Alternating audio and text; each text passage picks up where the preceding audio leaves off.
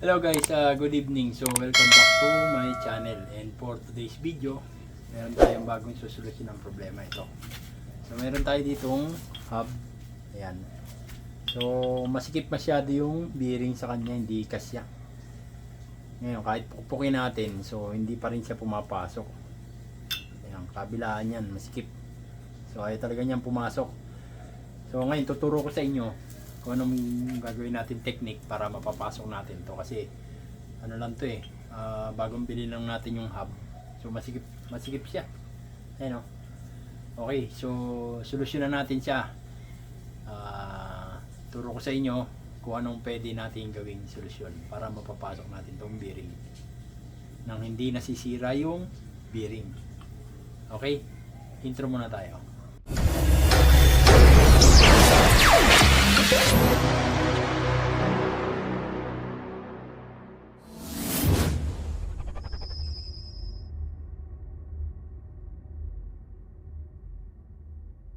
Okay guys, so ito yung hub na nabili natin.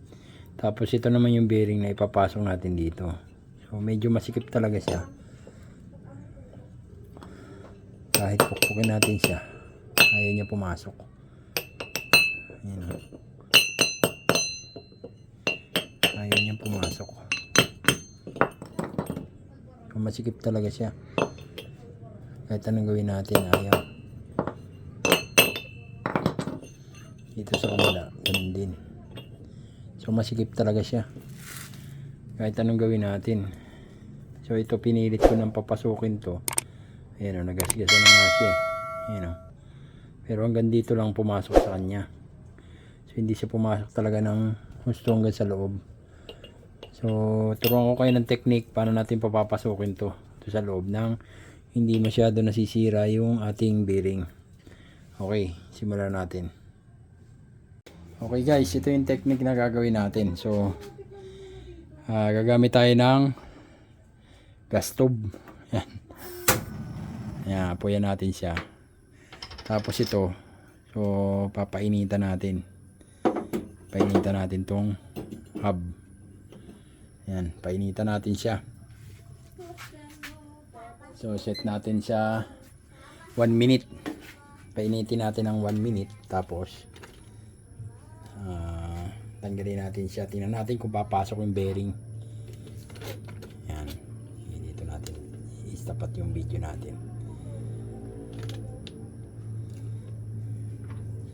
So nakita nyo naman kanina, so hindi makapasok yung bearing sa loob ng hub. So ngayon pinainitan natin siya. Painitan natin for about 1 minute. Tingnan natin kung makakapasok.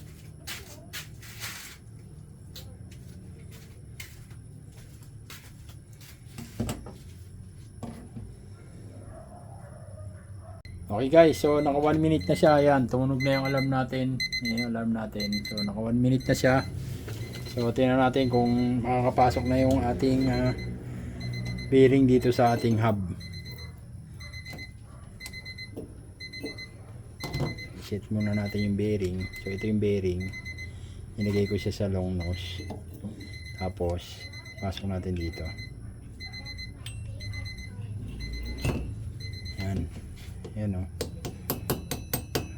Ayan, nakita nyo guys. So ang dali lang niya ipasok. So gawin natin, pukpukin natin siya ng martilyo naman dito. Ayan. Ayan. Ayan, mainit na siya.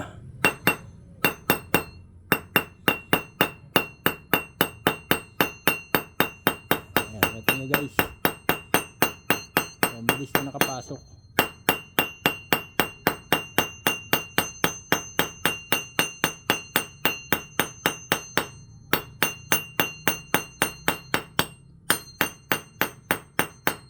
Pero kanina kahit anong pukpok natin, ayaw niya pumasok.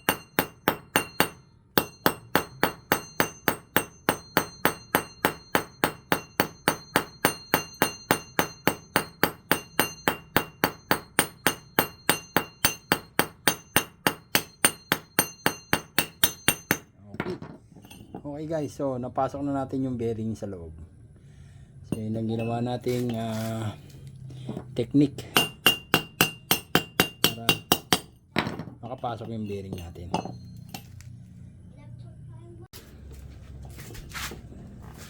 Okay guys, so ito na yung result ng ating ginawa. So ayan, napasok na natin yung bearing do sa loob ng hub kasi pinainitan natin siya. So ang theory kasi dito, so habang yung bakal is umiinit, so nag-expand siya.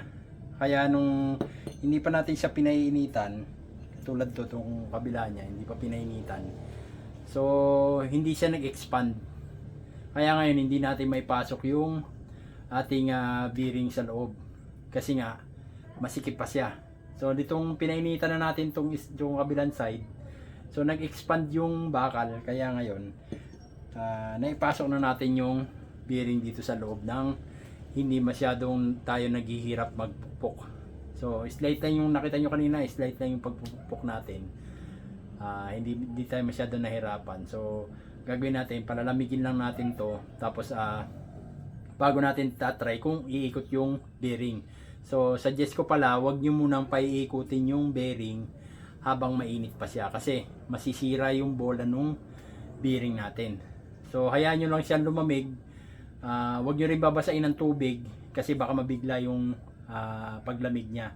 So hayaan nyo lang siya lumamig para mga certain hours siguro, para maging maganda yung paglamig niya. Tapos saka natin itatry kung iikot na yung bearing. Okay guys, so sana may natutunan kayo sa ating munting video ngayon. So thank you for watching. Sa mga hindi pa nakasubscribe dyan, click the subscribe button, like, share, and subscribe. So thank you for watching. Bye bye.